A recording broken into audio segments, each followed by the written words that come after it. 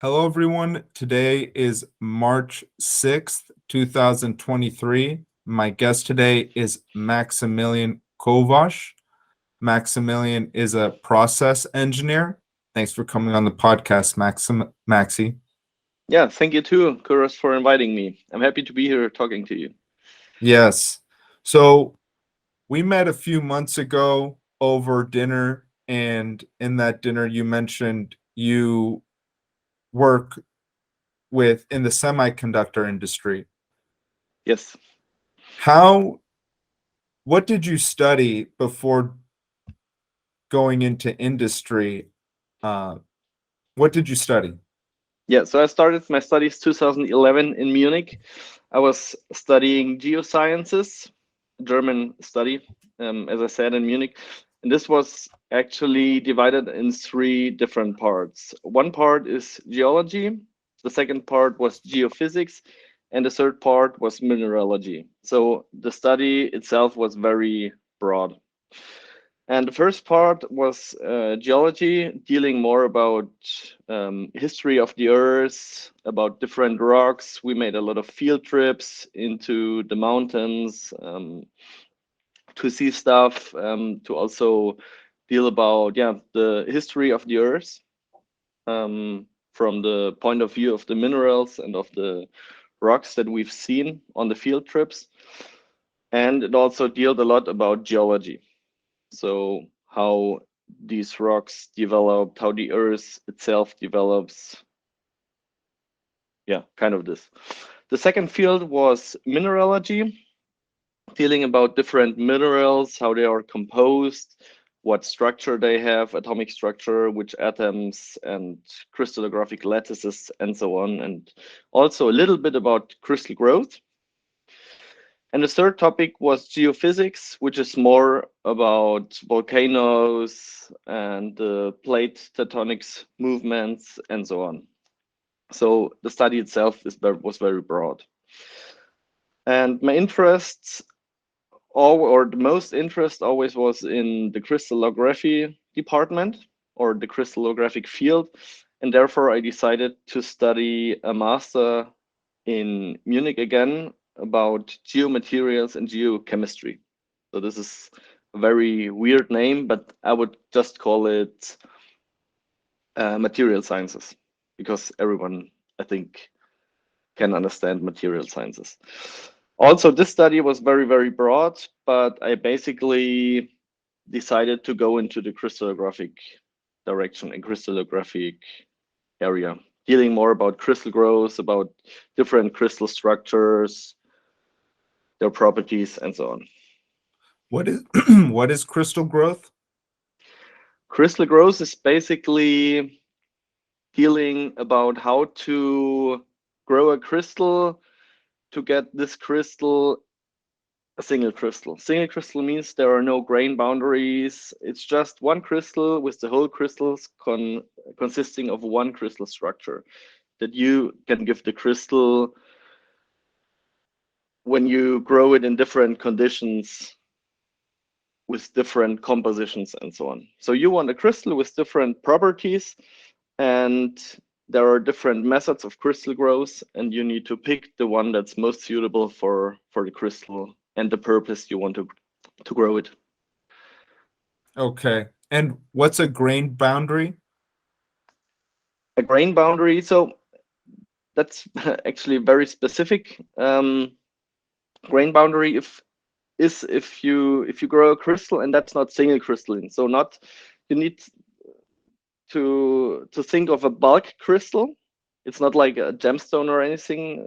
People think crystal growth is more like this, but it's for semiconductor um, properties or semiconductor industries. And you were asking what a grain boundary is. If the crystal is not consisting of one structure, but of different structures, either because of different growth conditions and so on. You sometimes can get different grains interconnected with each other, and they have a different orientation or even a different modification, then this is a grain boundary. But usually, in most cases, the goal of crystal growth is to grow a single crystal, just consisting of one structure. With all the similar grain and no Exactly. differences.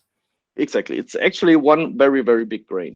All one grain boundary. And the properties change if there's multiple grain boundaries. Exactly. So if you grow crystals for semiconductor purposes, you aim to get a perfectly smooth surface without any grain boundaries, because they will lead to scrap in the later chip production. Okay. So Wow. you might probably have seen pictures of semiconductor wafers, if this Yes. this name tells you something. And these are all perfectly single crystalline, most of them, I would say. But if you afterwards produce chips out of it, many chips are produced out of one wafer, and if there are grain boundaries, this could disturb the electronic properties of these chips and could lead to scrap afterwards. Wow. So, and so this study, crystal growth, crystal lattices, that was one of three areas within your academia that you studied. Yes, exactly, in the master and in the bachelor. And in the master, I was specializing in material sciences, which is more the crystallographic part of my bachelor study. And But what, nevertheless, yep, sorry. no, sorry, you But continue. nevertheless, also the other parts of my studies were very interesting because they were dealing about nature, about mountains. We did a lot of field trips, and yeah, it was very, very interesting to see the world from that point of view or that perspective. That is very interesting because within the industry that plays a huge part. I think right now it's a constraint is the nature and the mining. Yeah, definitely. And what in your bachelor's drew you to more crystal structures than the other areas, more geoscience, geology? So first of all, I think for everybody that is new in this topic, it's very, very abstract. So you can't see any atoms or any crystals or any atomic structures in the crystal, but you sometimes can see it through a microscope or anything. So you have basically the crystal or the material, and this material has a lot of properties that the crystal or the material get the properties because of the structure. And that's very interesting. So to get from a very small scale to a big scale and even to industrial purposes. So that's basically what interested me the most in this studies. And when something is abstract, there's a lot of room for development and research and, like you said, to widen the industry and create processes that scale. Yeah, sure. So every parameter or every parameter or every how do you say, um sorry, I was just looking for a name. Every purpose you need, you can scale it down to the atomic properties of this crystal, and these atomic properties in a small scale tell the properties of the semiconductor or of the material afterwards. And that's what, yeah, as I said, was very interesting for me. And also the process of crystal growth. Like, I barely knew any person that knew about crystal growth or crystallography before my studies. And this is also very, very interesting and for me very abstract.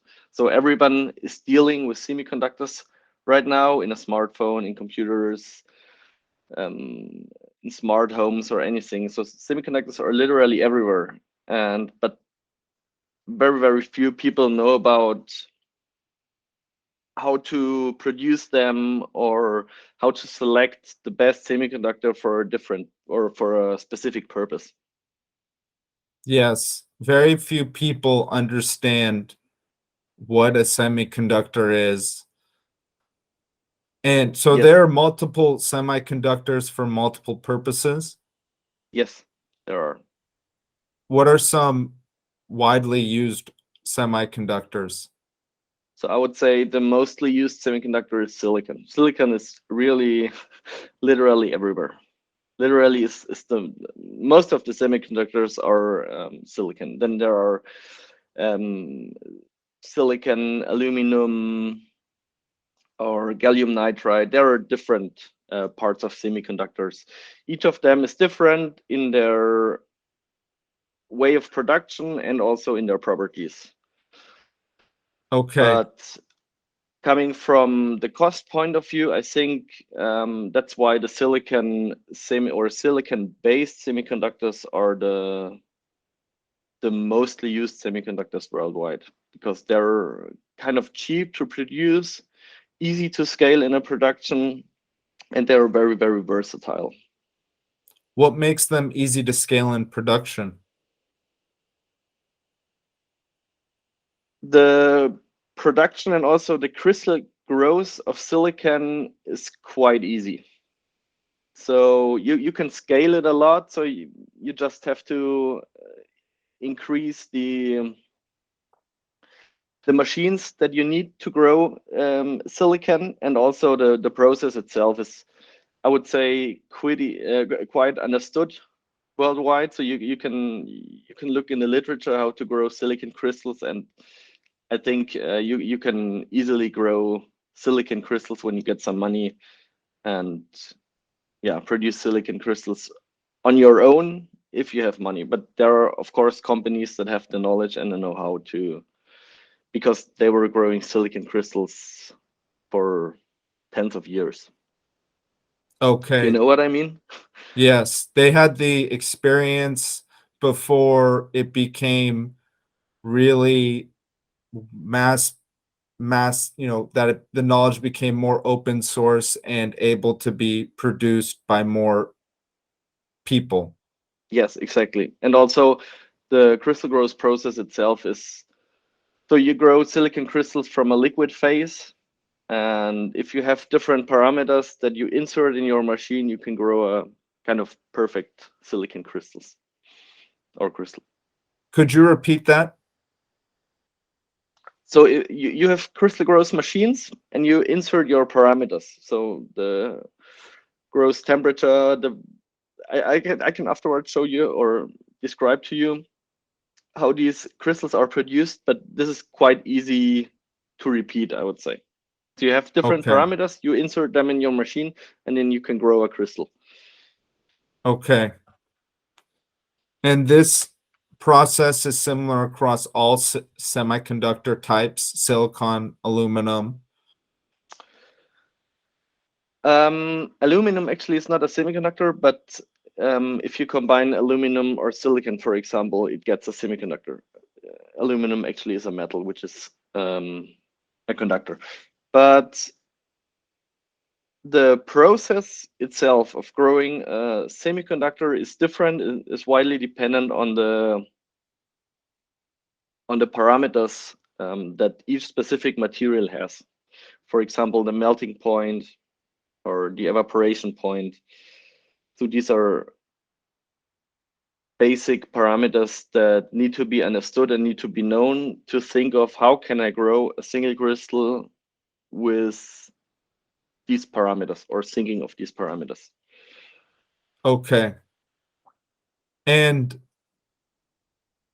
when you think about these parameters, what are some of the parameters you might consider?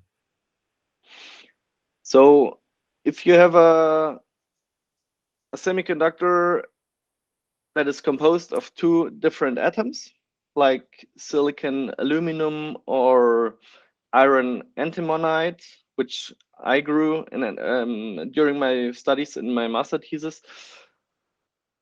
The first parameter is how your source material is is basically composed of. So which percentage is the one atom and which percentage is the other atom. The second parameter is, I think, temperature, and especially the temperature when this material goes into melt or goes into a gas phase. And the third parameter, one of the most important parameters, is the pressure that you want or that you can grow the crystal. Okay. And these parameters are also dependent on the crystal structure. So how many atoms does it have? How big are the how many electrons, sorry, does this atom have? How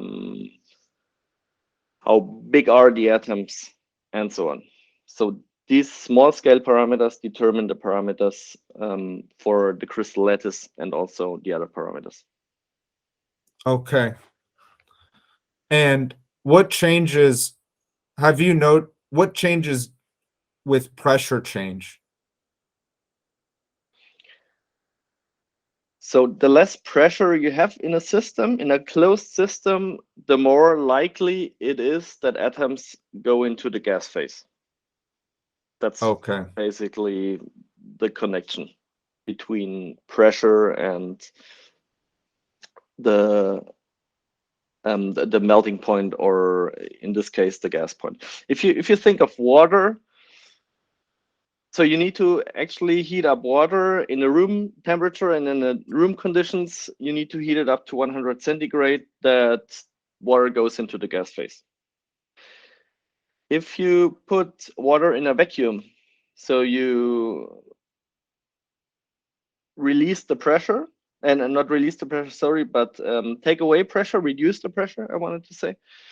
It's more easily for atoms to go into the gas phase.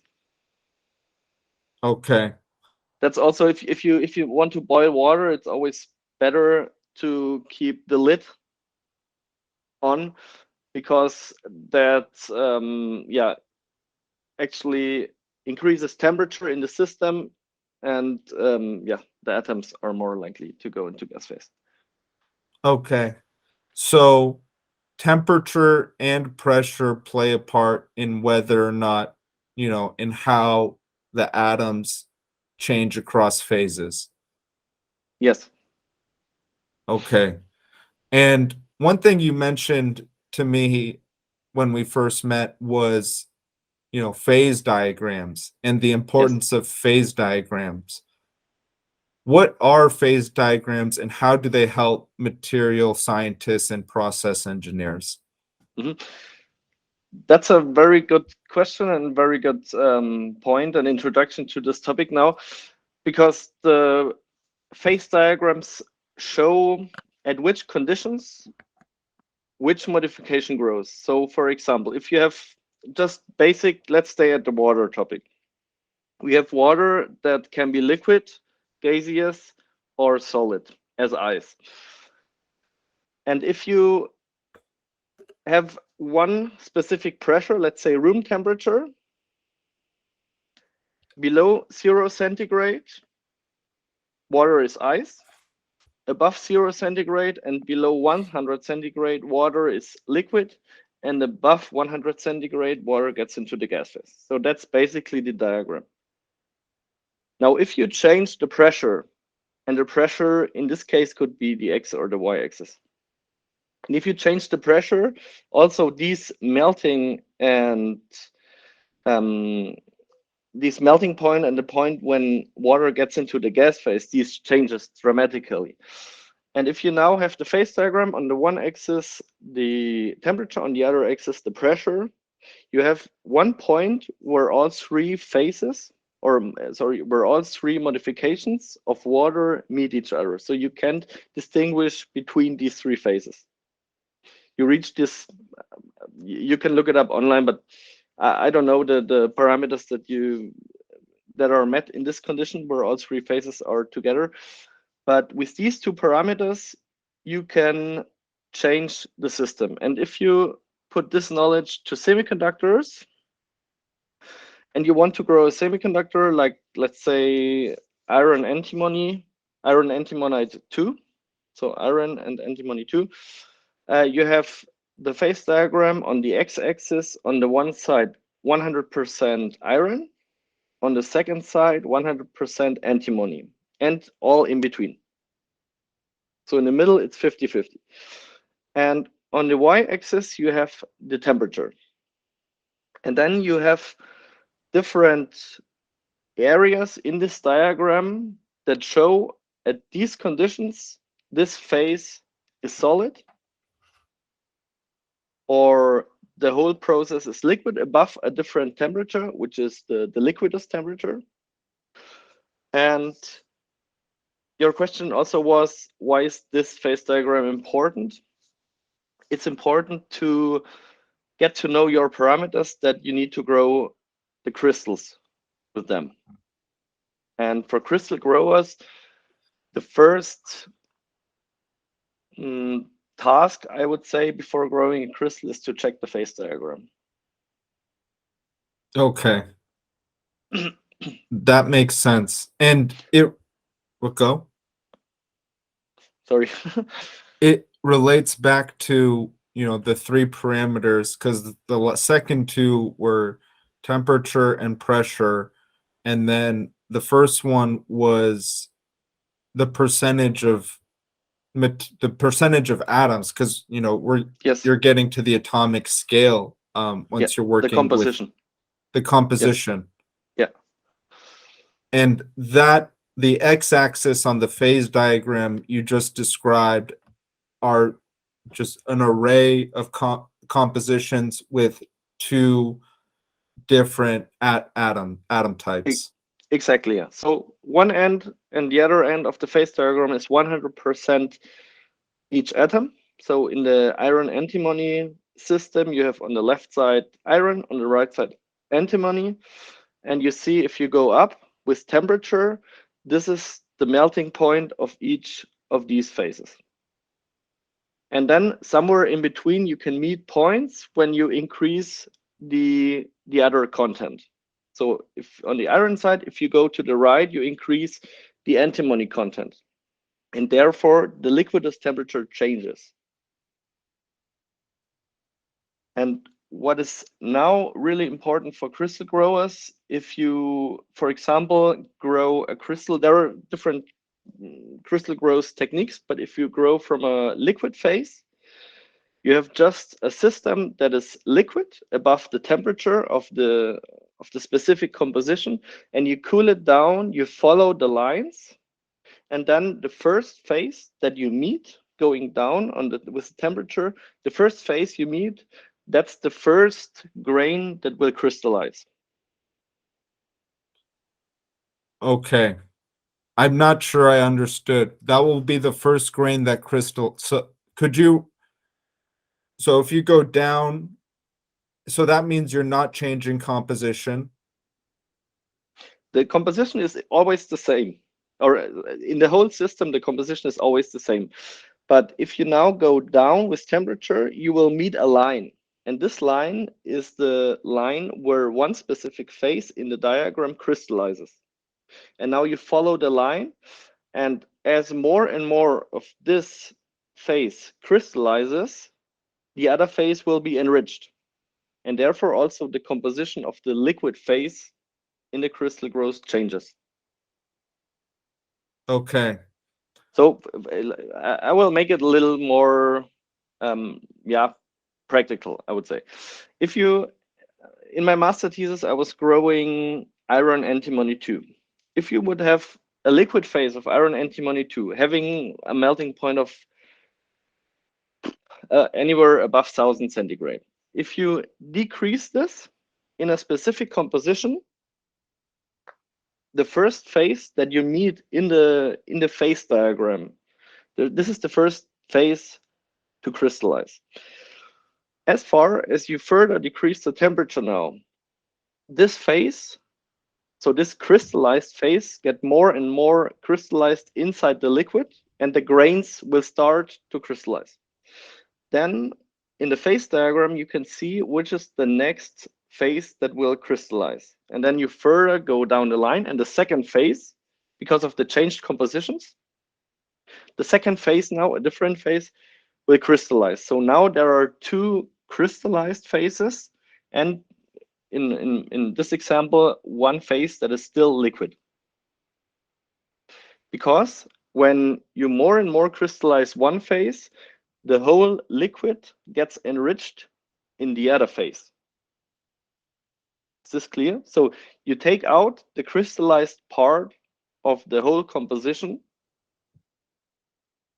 and therefore the composition in the liquid changes, and at a specific point, another phase will crystallize.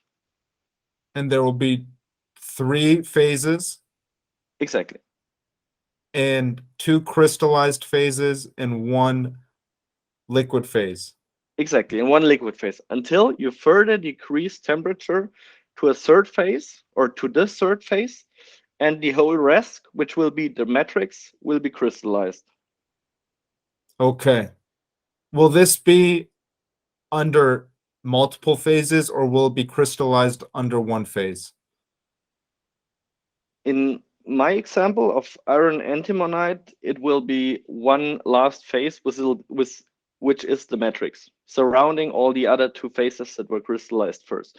But this is really dependent on which crystal you want to grow. Each crystal has a different phase diagram, and also therefore crystallizing in a different composition or in different phases. There can also be one phase first crystallizing until you further decrease the temperature to a specific point, and then the whole rest crystallizes in a different phase. This is really specific on the crystal properties and therefore on the phase diagram. Okay. And so depending on that, how that crystallized phase is, and so the crystallized product is what the semiconductor is, correct? Exactly. So if you further decrease the temperature of the system, everything will be solid, because usually these materials have a high melting point, and below this melting point, everything will be solid. What is the difference between crystallized and solid? Crystallized is solid. Okay, so it's the same. Yeah, I didn't make this clear. Probably No. That's the point. I assumed that, but I wanted to make that clear to Yeah. myself and the listeners that crystallized is solid. Sure. And as I just explained you, if you just decrease the temperature of one system down, depending on which crystal you want to grow from the liquid phase, different phases will grow. And for semiconductor purposes, most of the time, as I said, you want to grow single crystals. So you need to take a look into the phase diagram and see at which composition can I grow my desired phase. Okay, so you determine which phase you want before determining composition. Exactly. And you determine which phase you want based off of what properties you'd like to see in the semiconductor. Exactly. Okay. And therefore, you also determine how you grow this crystal, because I just told you the liquid or the growing crystals of a liquid phase, but there are also the gaseous phase or from solid to solid. Okay. And so the example you used was iron atomite? Iron antimonide, yeah. Iron FeSb is the abbreviation of these atoms. Okay. FeSb. Or FeSb2 actually. FeSb2. That's what I wanted to grow. Yeah. Okay.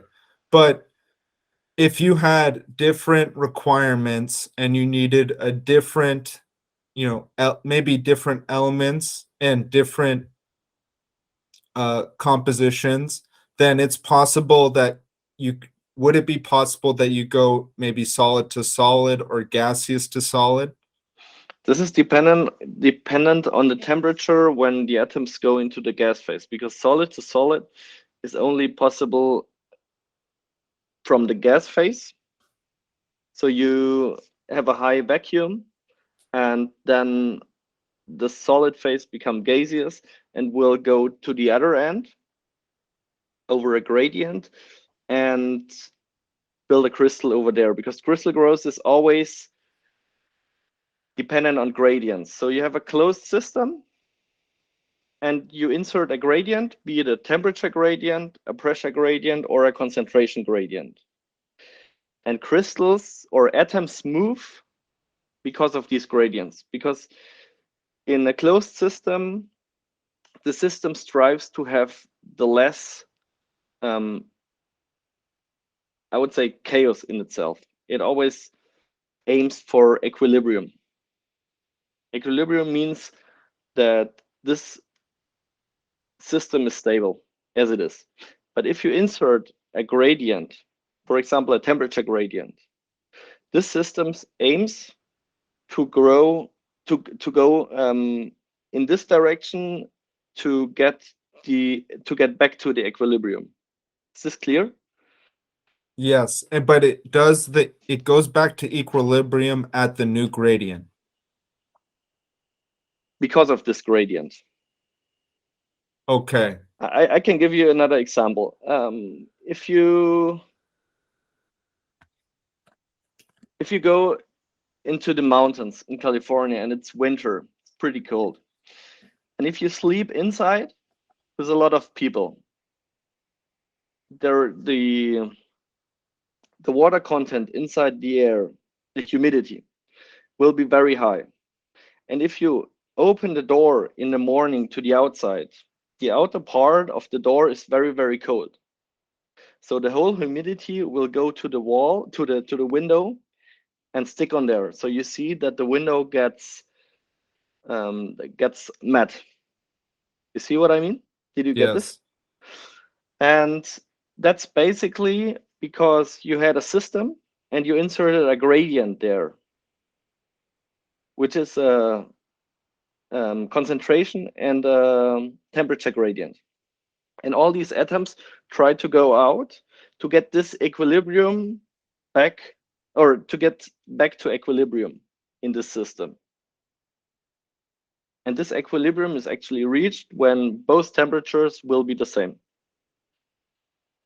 Okay. And that door and then the inside. The outside and the inside. The door is just the first point where all the humidity goes to and sticks to the door, because this is the cold part. That makes sense. But eventually that's equilibrium is when the inside and outside are the same temperature. exactly, because you, by opening the door, you put a gradient onto the system. And that's actually the basic principle of crystal growth. When a gradient is added to the process, then the crystal growth attempts to reach equilibrium. Exactly. And that will be in a different process than it was before the gradient. Exactly. So by adding a gradient, temperature gradient, for example, you get a disequilibrium, and the system strives to go back to equilibrium. Of course, if you add more and more temperature, the crystal gets out of the equilibrium, I would say. Okay. And therefore the atoms move in this direction. In a certain direction, which in the specific direction, yes. That the process engineers should hopefully understand by analysis before the process. Yes, exactly. We can come later on to some, or to one example, or to different examples of crystal growth, so that this gets more clear, because I see that this is very theoretical. What are some examples you're thinking of?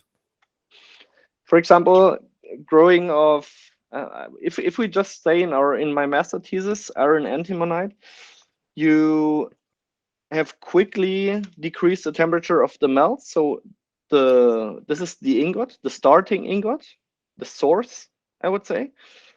The source was consisting of these three phases that were crystallizing following the path in the phase diagram. And this ingot was inserted in an ampule, in an airtight ampule, a gas ampule. And this ampule was inserted in a coil. And if you heat up the coil was very, very thin, so that only one part of the ampule was heated up and the inner part was liquid. So if you insert this ampule in a hot coil, and the coil is at the bottom part of this ampule. The ampule is, for your understanding, around, let's say, 10 to 20 centimeters long and around 1 to 2 centimeters in diameter, consisting of quartz glass, and inside there is this ingot that just fits inside this ampule that we have just created. But this ingot consists of these three phases, as I just said, and we want to grow a single crystal. So you heat up the coil above the liquidus temperature of iron antimonide 2, of these three phases. So these three phases get liquid at the zone where the coil is hottest. And if you now, this method of growing iron antimonide is called traveling heater method, because this heating coil is traveling through the crystal. So at the position where the coil is, the ingot gets liquid. And if you now increase the velocity of the coil upwards very, very slowly, you further increase the ingot above it. You further liquidize the ingot above it. And on the bottom part, you crystallize the single crystal in the best case. What's the worst case? The worst case, there could be several, but could you say the worst case is if it explodes? But it cannot explode. It cannot explode. Just a joke. But the worst case is not growing a single crystal, because with this method you want to grow a single crystal of only consisting of iron antimonide, which is FeSb2, iron antimony 2. And now you increase the velocity of the coil in upward direction, liquidizing the top of the ingot and crystallizing the bottom part, because there the temperature is lower. And that's the basic concept of adding gradients, because inside the liquid zone, you have over the liquid zone crystals, the ingot, and under the liquid zone, the grown crystal. And there where the temperature is highest, it's liquid. Okay. And as far as you increase the coil, you make more and more of the ingot liquid. The atoms travel to the bottom in this liquid zone and get crystallized on the bottom. Okay. And the hope is that it's a single grain on the bottom. Exactly, a single crystal or a single grain. And you can increase the probability that a single crystal will be grown in the bottom by adding a seed. A seed is part of, or is kind of a single crystal only consisting of one phase. And this seed gives you the crystal lattice that you want to grow. Because having a seed, the atoms get better in the crystalline shape that you want to reach. Okay. And just crystallizing layer by layer on the seed and growing more and more of the crystal. That's basically the goal of growing single crystals. okay. And the seed would also be FeSb2. Exactly. Could also in some processes the seed is a different composition, but with, in the best case, a very similar crystallography, so a very similar crystal lattice, to get the atoms arranged on top of the seed in the perfect crystal structure that you want to reach, and also in the modification. Okay.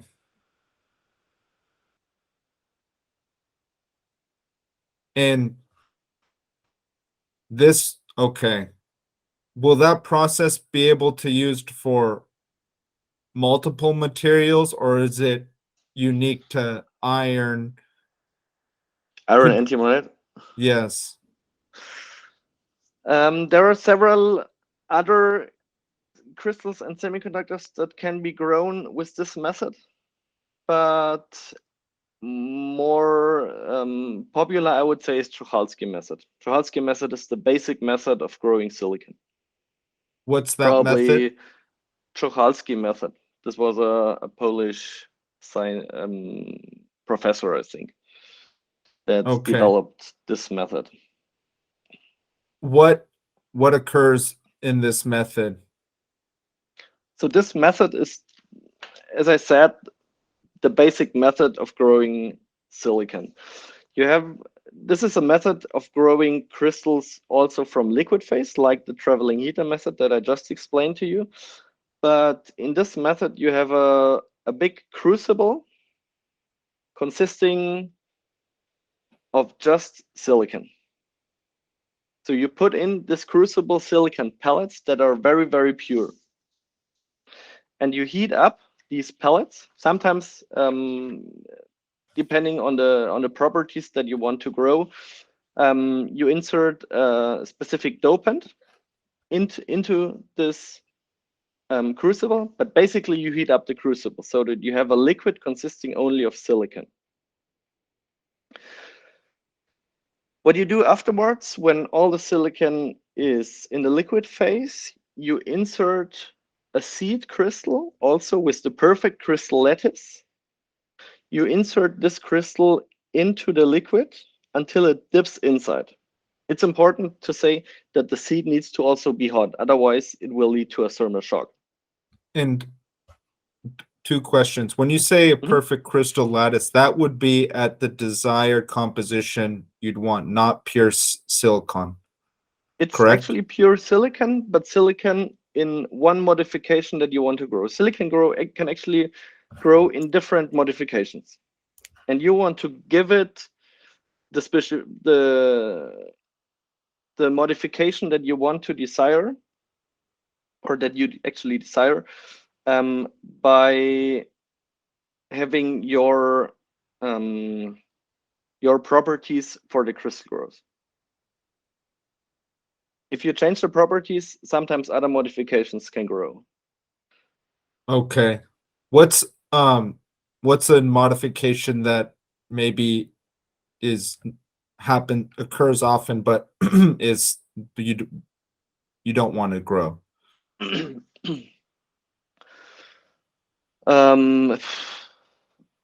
For example, there are different crystal lattices, and this says how the atoms are structured. There are hexagonal lattices or cubic lattices.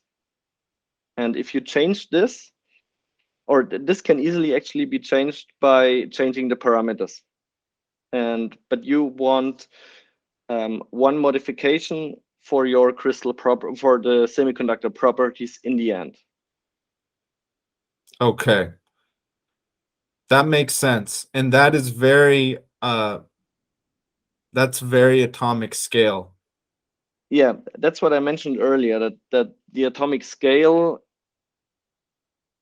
tells you the properties afterwards. Okay. And so you mentioned that the perfect crystal needs to be also heated in order to not bring thermal shock into the system.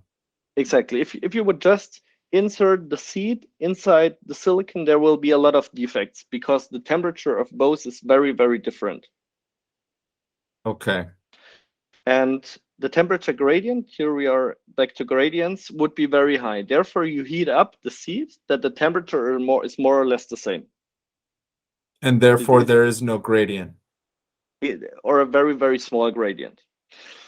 And as soon as you dip the seed inside the liquid, atoms are coming to the seed because there is a small gradient and accumulate on the seed surface. And then you have a kind, we call it a meniscus. If you, for example, dip in your finger in water, you have also this meniscus. Around the finger? Exactly, around the finger. And that's basically the same with the seed. Okay. And you insert the seed on the surface, and as soon as you insert the seed, or atomic layers will accumulate on the seed, and you start pulling the seed, which is actually rotating to get symmetric conditions. You pull it out of the melt very slowly. And then more and more atoms will accumulate on the seed. And by pulling out slowly this more and more ingot, I would say, because it gets bigger and bigger, you grow a semiconductor crystal. Okay. Actually, a silicon crystal. And what scale is that silicon crystal usually? So the current state of the art is 300 millimeter diameter silicon wafers. And therefore, you need to grow crystals that are bigger than 300 millimeter diameter. Okay. And you can determine the diameter of the crystal by the growth velocity and also the temperature. The higher the temperature, the higher is also the gradient, and therefore more and more atoms will accumulate. And the higher the pulling speed, the lower the diameter will get, because crystals don't have enough, or atoms don't have enough time to accumulate on the crystal. Okay. And with that pulling speed, you can determine the diameter. Okay. And this process is crystal growth. This process is one process of crystal growth. Okay. Is it one of many processes, or is it one in a series of one process in a series of processes of crystal growth? This is one process out of many in crystal growth. And which process you grow the crystal depends on the crystal parameters and properties. Okay. And this one is widely used because it functions with silicon, and Exactly. silicon is the most widely used semiconductor. Yes, exactly. That's why I don't have a specific number here, but I think definitely more than 80, probably 90% of the wafers come from the Tucholsky process that I just told you. Okay. And what's the reason silicon is the most widely used semiconductor? I would say because it's kind of cheap to produce, because you can scale it up to reach high capacity, and it's kind of cheap. If you grow, for example, from a gas phase, it gets more and more expensive because it's a higher temperature. And from the liquid phase, like in the Tucholsky process, you can get velocities of a couple of centimeters per hour, which is kind of high. Okay. So you can grow it in very small time and very, very pure and very fast, I would say. Okay. And currently within the semiconductor, we're feeling a bit of constraints. Is that correct? Yes, that's true. What are the reasons for these constraints? With constraints, you mean the current shortage of semiconductor chips? Yes. Right? Yeah, so there was this pandemic that started 3 years ago. And at the start of this COVID pandemic, car manufacturers were in fear of their selling rates going down, and therefore they drastically reduced their chip orders or even canceled their orders in anticipation of a major decrease of their car sales. And the people started working from home during the pandemic and started to buy different things that need semiconductors than cars. For example, laptops or recreational products, home equipment, sound systems, and so on. So the semiconductor industry started to started to produce less chips for the car industry and producing more chips for the other industries, because the car industries, as I said, decreased their orders.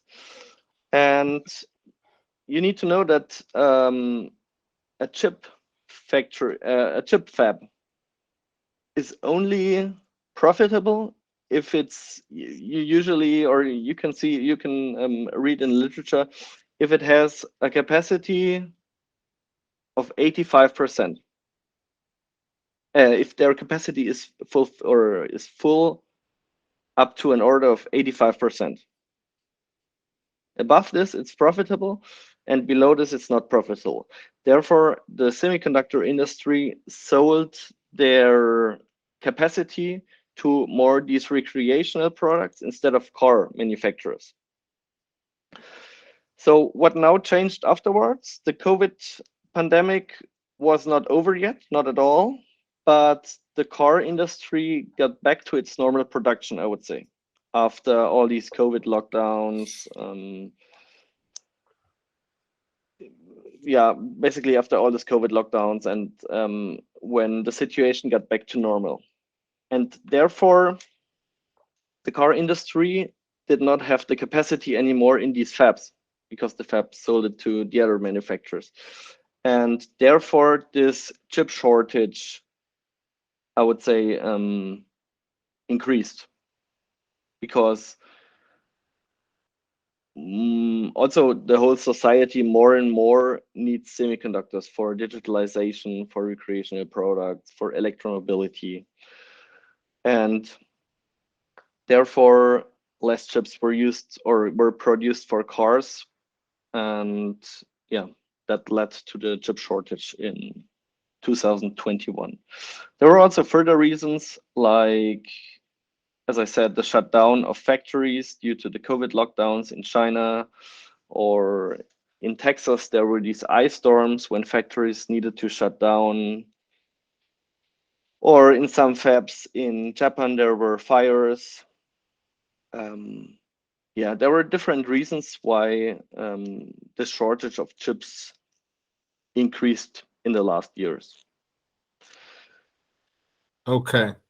And to relate it back to what we spoke about with crystal growth, these chips, there's more processing after the crystal growth process, correct? To get that crystal to be a chip that's useful in an electronic product. Exactly. So we've been at the crystal growth product. So you were pulling out the crystal out of the melt. Crystal is, just to give you a scale, is 1 to 2 meters long and diameter 200, 300 millimeters, something like this. So the crystal, after it got grown and pulled out of the melt, you grind it, diameter grind it up to your desired diameter of the wafers, 200 to 300 millimeters. Then you cut the crystals into these wafers, which are around, I would say, several 100 microns up to 1 millimeter. This is defined by the product or the chip you want to produce with it. Or for example, solar panels need usually a little higher thickness of these chips. And afterwards, the chips get polished. First lapped with a coarse grind, and then polish with finer and finer grind.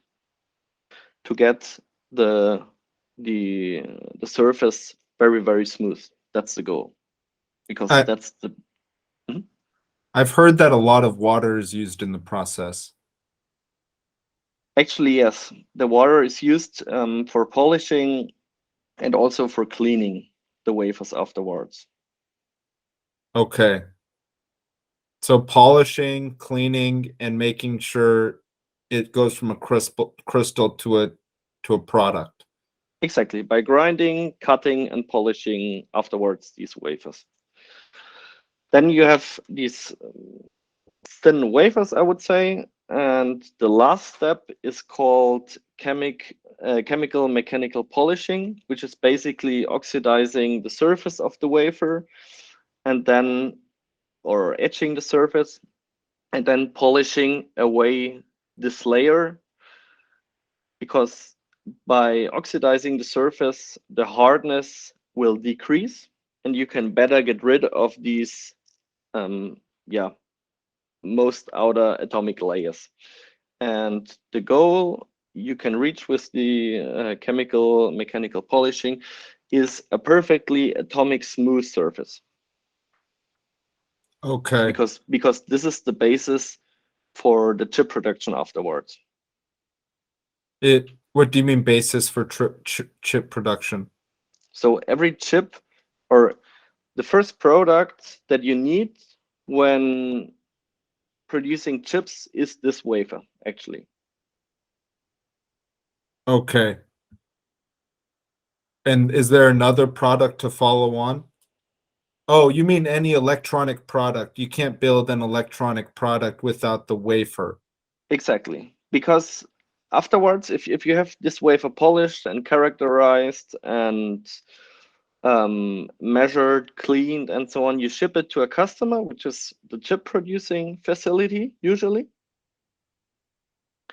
And there are different other processes that follow up to create a chip out of Okay. this wafer, or actually to create many chips out of these wafers. Okay. But as a process engineer, most of what you handle is the growth, and that's what you studied is the growth, and then to actually take it from material to wafer to and that's the product is the wafer, correct? The product is the wafer, exactly. But there are also process engineers in the chip fabs. Okay, and they handle taking that wafer and implementing it within a wider electronic product. Exactly. By different processes, like epitaxy, which is crystallizing another phase on this wafer that we earlier mentioned. This could be the same phase with a different doping or a different phase. And epitaxy actually is the crystallizing of a very, very small layer on top of the wafer to further produce it to chips.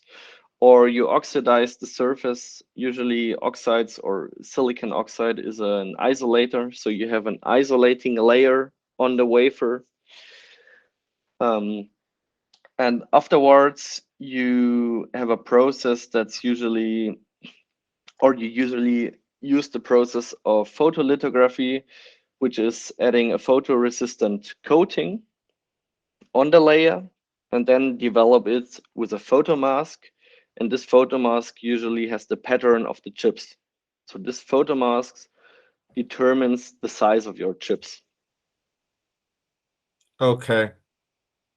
And these are the chip manufacturers who are working on these processes. Exactly. So there are different processes of, or on the way from a wafer to a chip. Okay. And it's very complex and there's multiple routes and that all depends on the properties that are desired within the chip. Exactly. Okay. And also, you mentioned cars. I believe I know the number, but do you know the number of how many chips are on average within a car? I bet it's more than 1,000, but actually, I I don't think know. so. I think when I read it, it was around 1,500. Could definitely be, yeah. That's a lot of chips. There are a lot of them inside. Okay. And now you probably see why during the COVID lockdowns or at the start of the COVID crisis, all the chip manufacturers sold their capacities to other industries that were in need of these chips. That's a huge loss for them. Yeah, definitely. And therefore they needed to see, or they needed to sell their capacity as soon as possible back to a different customer. That makes sense. And it seems like the car manufacturers predicted incorrectly on canceling their requests. Yeah, definitely. Because I think they overrated the COVID pandemic too much. I think Y- I'm pretty sure they would not have canceled these orders if they knew that the COVID pandemic was not as severe as it was. No, and it's one of the big reasons that used car prices skyrocketed, but new car prices did not skyrocket. Yeah, definitely. Well, Maximilian, this has been a great podcast. Is there any last thoughts you'd like or words you'd like to leave the audience about process engineering, silicon, semiconductors? So I hope I have brought the world of semiconductors a little more into people, and I hope that they will start to think about all the semiconductors they use on a daily basis. And I hope that what I told you about producing semiconductors was, yeah, kind of clear. I know that it's a very theoretical, as I said in the beginning, a very abstract process, but I hope that I, yeah, delivered the message in a clear way, or the process in a clear way. I believe you did. Thank you very much. My guest today has been Maximilian Kowasch. Thanks for coming on the podcast, Maximilian. Yeah, thank you too, Kurosh. I had a lot of fun. Thank you.